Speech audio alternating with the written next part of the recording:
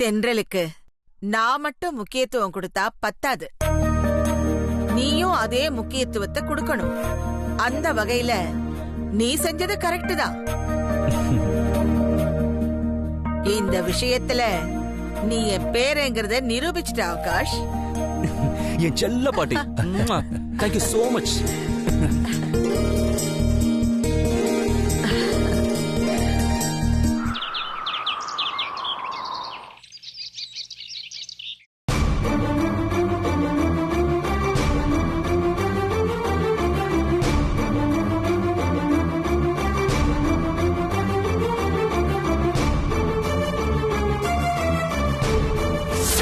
தென்றலுக்காக ஆகாஷ் எதை வேணாலும் யார வேணாலும் விட்டு கொடுப்பான்.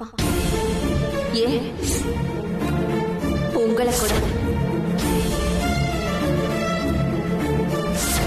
இந்த பிசினஸ் டீல் மட்டும் இல்ல, வேற எந்த டீல் வச்சாலும் தென்றல் அவர்கிட்ட இருந்து யாராலையும் பிரிக்க முடியாதுன்னு ஸ்ட்ராங்கா சொல்லிட்டார் மேடம். சொல்றேன், தப்பா எடுத்துக்காதீங்க. தென்றலா நீங்களான்னு வந்தா அவரு தென்றலுக்கு தான் முக்கியத்துவம் கொடுப்பார் போல இருக்கு.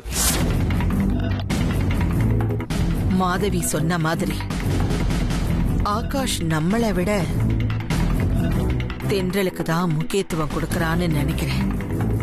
அதனாலதான் விஸ்வநாத் கிட்ட கூட தென்றலுக்கு முக்கியத்துவம் கொடுத்து பிசினஸ் கேன்சல் பண்ணிட்டு வந்திருக்கான். ஆனா நம்ம கிட்ட நமக்காகத்தான் தென்றலை விட்டு கொடுக்காம பேசினேன்னு ரொம்ப சாதுரியமா சமாளிக்கிறான்.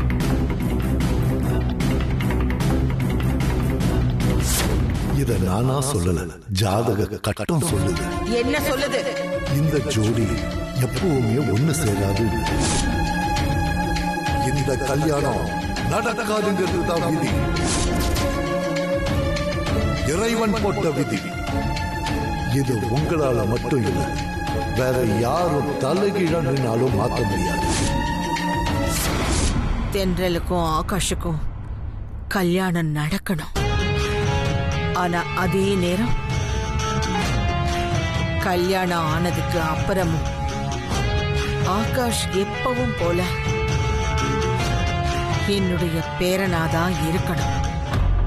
எக்காரணத்தை கொண்டும் தென்றல் பக்கம் சாஞ்சிடவே கூடாது. என்ன பண்ணலாம்?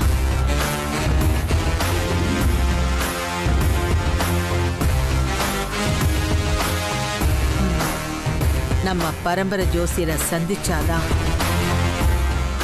இதுக்கு ஒரு முடிவு கிடைக்கும்.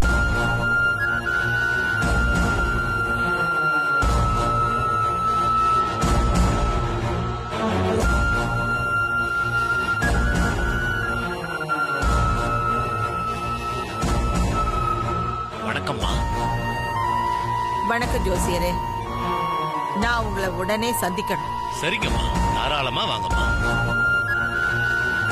வச்சிடுறேன்.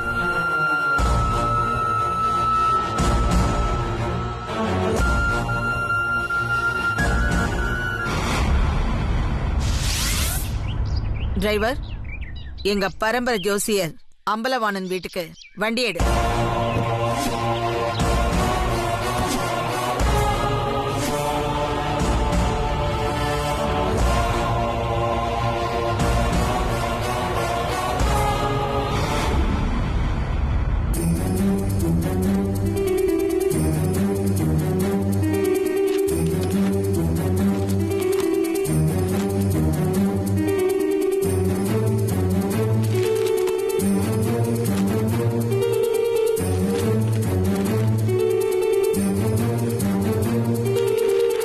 என்ன ஜோசியரே, ஒவ்வொரு ஜாதகத்தையும் எடுத்து வச்சுக்கிட்டே இருக்கீங்க? இதோட 6 முறை உங்களை வந்து சந்திச்சிருக்கேன். ஒவ்வொரு தடவை வரும்போதும் 20-30 பொண்ணுங்களோட ஜாதகத்தையும் கொண்டு வந்து கொடுத்திருக்கேன். அதுல இது வரைக்கும் ஒரு பொண்ணோட ஜாதகம் கூடவா என் பேரனுக்கு பொருந்தி வரல? உங்க பேரன் ஜாதகத்துக்கு நிறைய ஜாதகம் பொருந்தி வருதுமா, ஆனா உங்க ஜாதகத்துக்கு தான் பொருந்தி வர மாட்டேங்குது. புரியல. ஏன் ஜாதகத்தோட எதுக்கு பொருந்தணும்?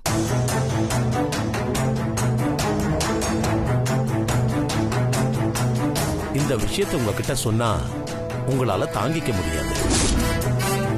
அதனாலதான் இத்தனை நாளா இத பத்தி உங்ககிட்ட சொல்லாம இருந்தேன்.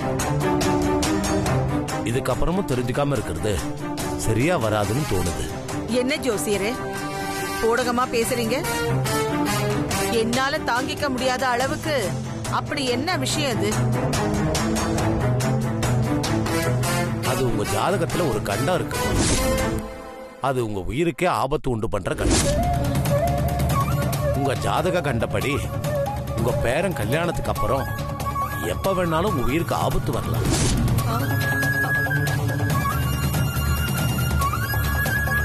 அந்த கண்டத்திலிருந்து நீங்க தப்பிக்கணும்னா இந்த ஜாதகத்தோட பொருந்தி வர ஜாதக பலனுள்ள ஒரு பொண்ணை நீங்க உங்க பேரனுக்கு கல்யாணம் பண்ணி வைக்கணும்.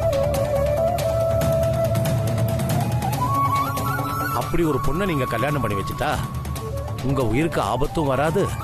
அதே நேரம் உங்க ஆயுளும் இன்னும் பல வருஷத்துக்கு விருத்தி ஆகும். நீங்க சொல்றது எனக்கு ரொம்ப குழப்பமா இருக்கு.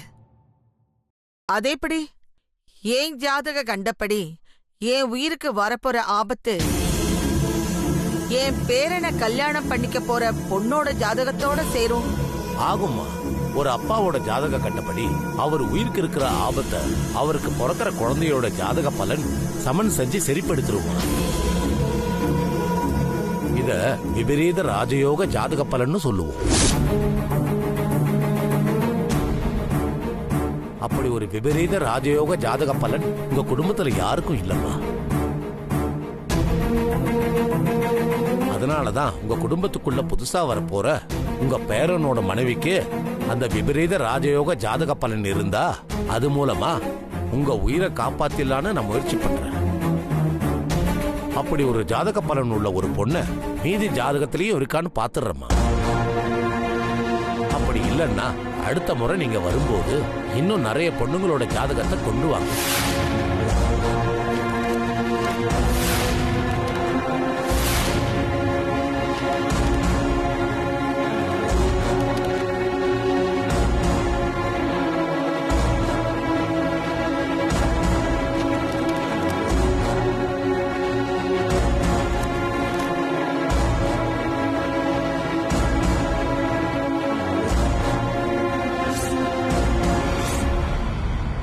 என்ன ஜோசியரே? யாருமா இந்த பொண்ணு?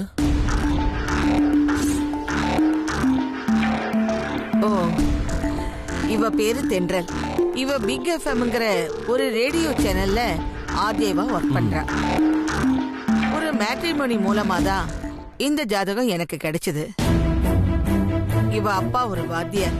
ரொம்ப சாதாரண குடும்பத்து பொண்ணுதான். ஆமா, எதுக்காக இவளை பத்தி கேக்குறீங்க? இந்த ஜாதகத்துல இருக்கிற பொண்ணு நான் சொன்ன விபரீத ராஜயோக ஜாதக பலன் உள்ள பொண்ணு. என்ன சொல்றீங்க? ஆமாம்மா, இந்த பொண்ணு உங்க பேரனுக்கு கல்யாணம் பண்ணி வச்சீங்கன்னா நான் சொன்ன மாதிரி உங்களுக்கு ஆபத்தும் வராது, உங்க ஆயுளும் பல வருஷத்துக்கு விருத்தி ஆகும்.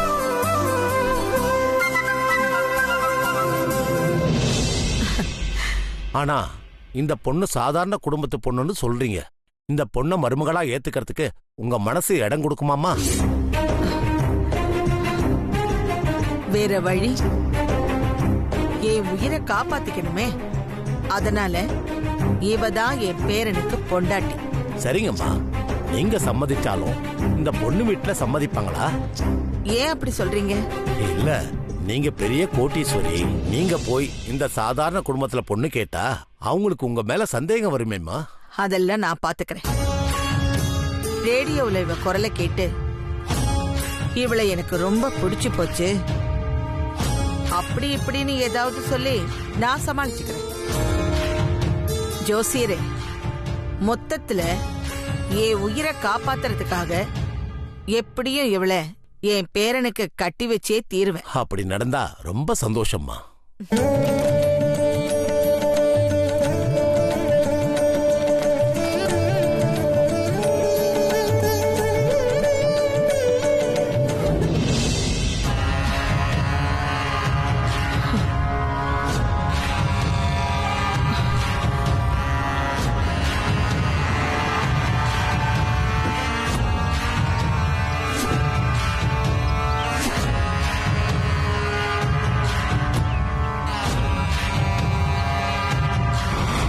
வாங்கம்மா, உட்காருங்க.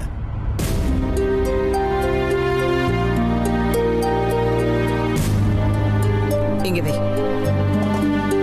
நீ போ. அப்புறம் சொல்லுங்கம்மா, என்ன விஷயம்? அவசரமா பார்க்கணும்னு சொன்னீங்க.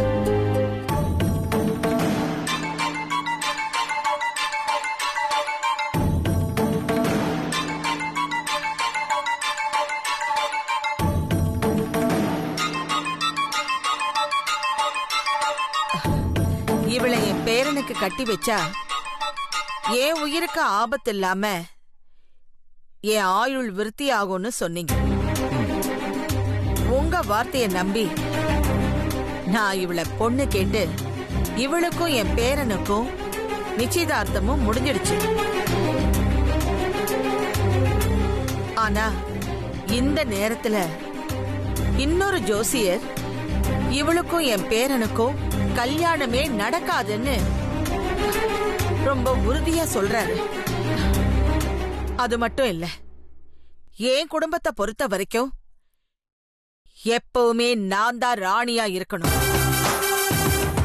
எனக்கு கீழே தான் எல்லாரும். ஆனா இவளை என் பேரனுக்கு கல்யாணம் பண்ணி வச்சா என்ன ஓரம் கட்டிட்டு இவ என் குடும்பத்துக்கு ராணி ஆயிடுவாளோன்னு எனக்கு குழப்பமா இருக்கு. எதனாலம்மா உங்களுக்கு அப்படி ஒரு குழப்பம் வந்துச்சு? இது வரைக்கும் என் பேச்ச மீறி நடக்காத என் பேரன் வர வர என் பேச்சுக்கு மதிப்பே கொடுக்க மாட்டேங்கிறா. இவளுக்கு தான் முக்கியத்துவம் கொடுக்கறா. இவளுக்காக என்கிட்ட அவன் பொய் கூட சொல்ல ஆரம்பிச்சுட்டான். இதையெல்லாம் யோசிக்கும் போது இவளை என் பேரனுக்கு கட்டி வச்சுதான் ஆகணுமான்னு குழப்பமா இருக்கு. அம்மா, தயவு செஞ்சு அப்படி ஒரு எண்ணம் இருந்தா இப்பவே மாத்திக்கங்க. இந்த பொண்ணை உங்க பேரனுக்கு கல்யாணம் பண்ணி வச்சாதான் உங்க உயிருக்கு ஒரு ஆபத்தை தடுக்க முடியும்.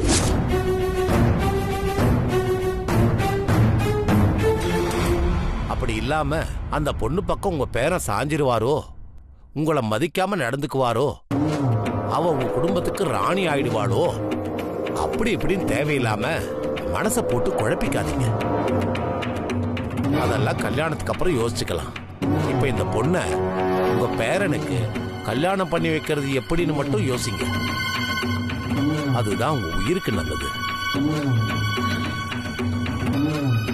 சரி, நீங்க சொல்றபடி பார்த்தாலும் இவளுக்கும் என் பேரனுக்கும் கல்யாணம் நடக்காதுன்னு அந்த ஜோசியர் உறுதியா சொல்றாரு.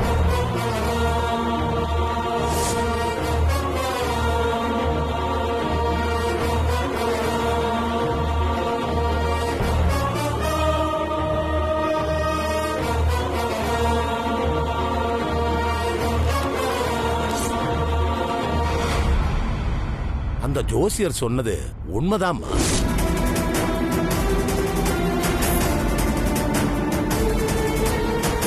என்ன ஜோசியரை சொல்றீங்க? இவளை என் பேரனுக்கு கட்டி வச்சாதா நான் உயிரோடு இருப்பேன்னு சொன்னீங்க. ஆனா இந்த கல்யாணம் நடக்காதுன்னு சொல்றீங்க. ஏன் இப்படி குழப்பறீங்க? அம்மா, இந்த கல்யாணம் நடக்காதுன்னு நான் சொல்லலம்மா. இந்த பொண்ணோட ஜாதகத்தின்படி இந்த பொண்ணை உங்க வீட்டுக்கு மருமகளா கொண்டு வர்றதுக்கு பல தடைகள் இருக்குன்னு தான் சொல்லுங்க. இப்ப நீங்களே சொன்னீங்க பாத்தீங்களா, இந்த பொண்ணு பக்கம் உங்க பேரன் சாஞ்சிடுவானோ, இதனால உங்க பேரன் உங்களை மதிக்காம நடந்துப்பானோ, இதனால இவளை உங்க பேரனுக்கு கட்டி வச்சே தீரணுமான்னு உங்களுக்கு 1000 குழப்பம் இருக்கும், 1000 தடைகள் இருக்கும். இது எல்லாத்தையும் மீறி எப்படியாவது முயற்சி பண்ணி இந்த பொண்ணை உங்க பேரனுக்கு கல்யாணம் பண்ணி வச்சிருங்க. என்னால முடியுமா? விதிய மதியால வெல்லலான்னு ஜாதக வாய்ப்பு உங்களுக்கு இருக்குமா? அதனால முடிஞ்ச அளவுக்கு முயற்சி பண்ணுங்க. வெற்றி கிடைக்க வாய்ப்பு இருக்கு.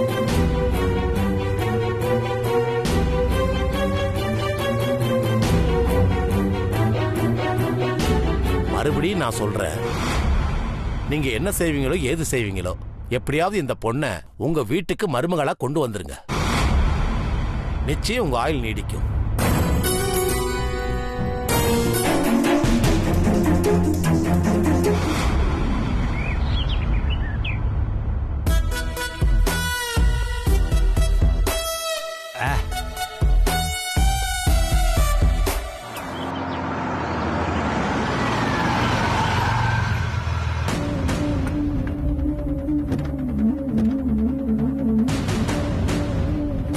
காலங்காத்தால இவ எங்கே போயிட்டு வரா? கையில பூக்கூட கூட இல்ல. அப்ப கோயிலுக்கும் போகல. வேற எங்க போயிருப்பா? கேட்டாலும் சொல்ல மாட்டாளே. ஆண்டாள், ஆண்டாள், நல்ல வேலை நீ இங்க இருந்து போகும்போது நான் பார்க்கல. பார்த்திருந்தா அப்பவே நீ எங்க போறேன்னு நான் கேட்டிருப்பேன். உடனே நான் போகும்போது அபசகுணமா ஏன் இப்படி கேக்குறீங்கன்னு சொல்லி எங்கேயும் போகாம வீட்லயே இருந்திருப்ப. ஆனா இப்பதான் நீ போயிட்டு வந்துட்டேல்ல, இப்ப நான் கேக்குறது அபசகுணமா இருக்காது. தாராளமா கேட்கலாம். சொல்லாண்டால், எங்க போயிட்டு வர? இதையே சுத்தி வளைச்சு கேக்குறீங்க? ஸ்ட்ரெயிட்டா எங்க போயிட்டு வரேன்னு கேட்கலாம்ல. அப்படியா? அப்படி கேட்டிருந்தா நீ பதில் சொல்லிருப்பியா? அது தெரியாம தேவையில்லாம என் எனர்ஜியை வேஸ்ட் பண்ணிட்டனே. சரி சரி பரவாயில்ல விடு. இப்ப சொல்லு, எங்க போயிட்டு வர? நான் எங்க போனா உங்களுக்கு என்ன? போய் வேலையை பாருங்க.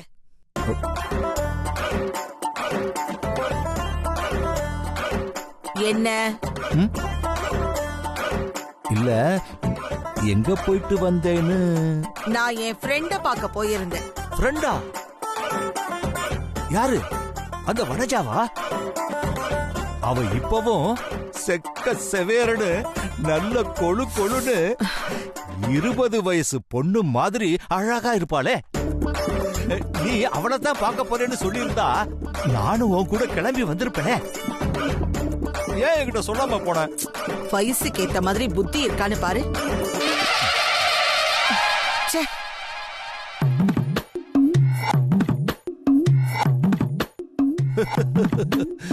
இதுக்கெல்லாம் எதுக்குடி வயசு? புத்தி இருந்தா போதாதா? இளமை திரும்புதே புரியாத புதிராச்சே. வேணாம், இல்ல இல்ல, இந்த வயசுக்கு இது நல்லா இருக்காது. வேணாம் வேணாம் வேணாம், தேவையில்லை.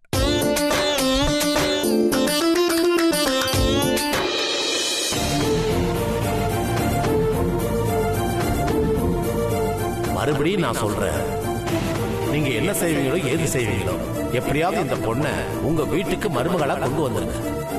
நிச்சயம் உங்க ஆயுள் நீடிக்கும்.